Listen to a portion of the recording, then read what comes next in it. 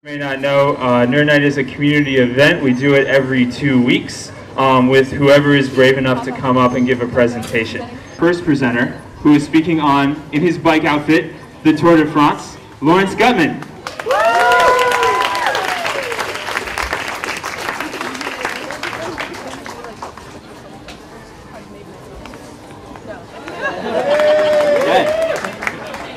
Evening. So it starts off with the Dreyfus Affair. If you haven't heard of that or know about it, I don't have time to explain it now, but it was around the turn of the century, and this newspaper supported Dreyfus, whereas the advertisers who paid for the advertising were anti-Semites and they did not support Dreyfus. So they decided to pull their advertising away from this magazine called Lavello and start their own newspaper and they called it Lotto. You'll notice it's yellow, and you'll also know possibly that the yellow jersey in the Tour de France is yellow. That's why it's called the yellow jersey.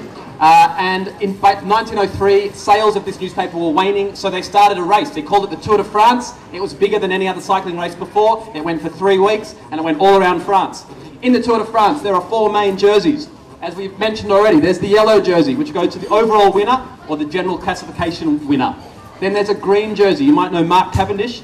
He won it last year, and that's for the best sprinter, the guy who goes really fast at the end of stages. Then there's the polka dot jersey, or the maillot à pois, which goes to the best climber, and the white jersey, which goes to the best young rider. If we spend a bit more time on the yellow jersey, it goes to the rider who has the lowest overall time. Their time is timed each stage, and generally this is won by a matter of minutes, sometimes even seconds. In 1989, for example, it was only won by 8 seconds. More recently, it was won by only 23 seconds by Alberto Contador. Normally, it's only a couple of minutes. The green jersey goes to the best sprinter. As I mentioned, there are sprint points during a stage, where the green thing is, and also at the end of the stage. You get more points for winning a stage than you do in the intermediate sprints, but they're still valuable. This means you have to be there throughout the stage, not just at the end, so it can sometimes be a very difficult thing to win. Then the polka dot jersey goes to the best climber. Again, you've got different points where you can get points along the way. This is HC, or Hall category, which means a very hard climb, and you get a lot of points there. You get not as many points here, and if it's a mountaintop finish, you'll get points there as well. And that usually goes to a very skinny guy who comes from Colombia or Spain, generally. Winning a stage is a huge thing for any cyclist. You can see Heinrich Hausler, the German who's become Australian, is in tears here for winning a stage. Philippe Gilbert is also very happy. This can often make a cyclist's career, and it's often bigger than winning other races overall. And people will go to a lot of effort to win stages. Some riders won't win the tour, but they'll win stages. Time trials are extremely important this year. This is when a cyclist rides by themselves without their teammates around them. This year there's over 100 kilometres of time trials, which means there can be big time gaps. Fabian Cancellara is one of the best in the business, so he'll be one to watch. Cadel Evans, who won last year, the Australian, is pretty good too, and so is Bradley Wiggins, who is the favourite this year, who we'll talk about more about. The route, it always goes around France, but it often starts in other places, like this year it started in Liège, and it also goes to other countries, for example, Switzerland. It always goes through the Pyrenees and through the Alps. 1 year it'll go clockwise, the next year it will go anti-clockwise. You'll see this year it's going clockwise, and it always ends in Paris on the Champs-Élysées. Drugs, we promised them to you, here they are. In the 1890s and 1930s, they had cocaine, they had caffeine, they had strychnine, they had nitroglycerin. Then they moved on to the 40s and 60s. They had morphine to help their acid and lactate deaden legs. Then they had amphetamines to overcome the morphine. And then they had sleeping pills at night so that they could sleep. In the 1970s and 80s, they had steroids, and the EPO is the current era. More on drugs. Jacques Anquetil, a big cyclist, said, "You would have to be an imbecile or a crook to imagine that a professional cyclist who races for 235 days a year can hold the pace without stimulants." So it was very open during his time. Also in 1930, the Tour de France rulebook reminded cyclists that they would have to supply their own drugs. So it was pretty open. Jacques Anquetil, who I mentioned, he was the first superstar of cycling, the first man to win 5 Tours de France. He was also a bit of a weirdo. He stole his doctor's wife. She couldn't have children, so instead he had a child with her daughter from the previous marriage. That lasted for 10 years while they all lived in a ménage à trois. And after that, he then hooked up with his wife's son's wife. Very weird. Eddie Merckx, considered by everyone except maybe a few Americans to be the greatest cyclist of all time. A Belgian. He also won 5 tours. They called him the cannibal because he literally just won everything. In 1969, he won the green jersey, the yellow jersey, the polka dot jersey, all in the one race, and he would have won the white jersey as well, except it didn't exist then. Tom Simpson, for now the greatest British cyclist of all time, he never won the Tour de France. He came close a few times, but he's actually much more well known for the fact that in 1967, He rode himself to death in the Tour de France, climbing up Mont Ventoux. It was a very hot day, but he was also drunk and had lots of amphetamines in his system. So it was a combination of a lot of different things.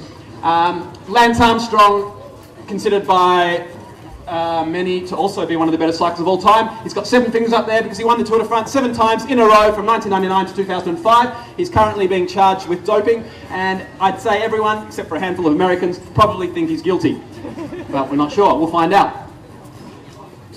Lexicon, there's some words, lots of words in this race. These are just a few. A bidon is a bottle, a col is a hill, a directeur sportif is a team manager, a Grand Tour is a 3-week race, a grimpeur is a climber, and maillot jaune, vert à pois are the different jerseys. So here we see a grimpeur being handed a bidon by his directeur sportif as he climbs a col.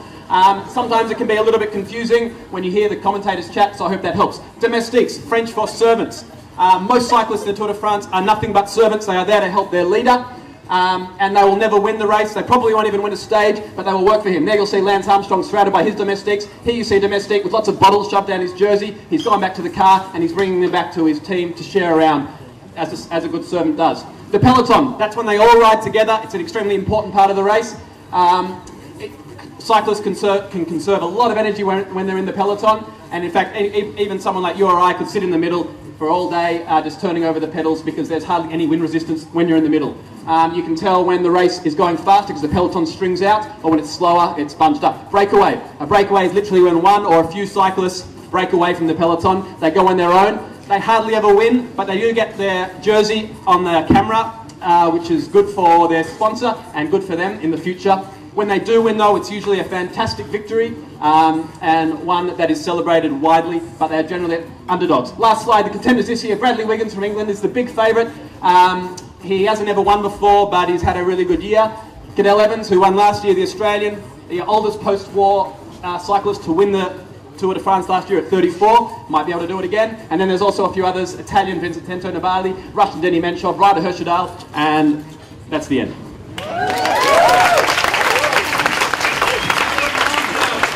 All right, any questions? Any questions for Laurence about the Tour de France?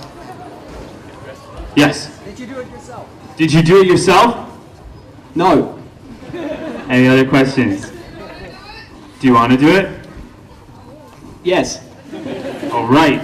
It's moving right along. Any other questions? How's the tour? Oh, yeah. Where do you do your training?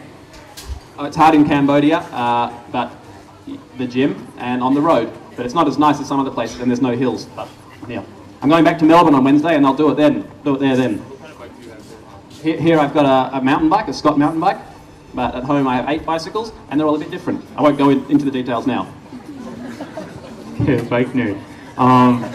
What is, I thought nitroglycerin was used in bombs. Is it actually, yeah? It is, yeah. And also in people, can you explain that a little bit more, or is that all I need to know?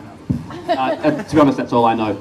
It was quite, I know it was dangerous. You can only have a little bit, but it helped apparently getting the heart rate going. I don't know the details. All right, round of applause for Laurence.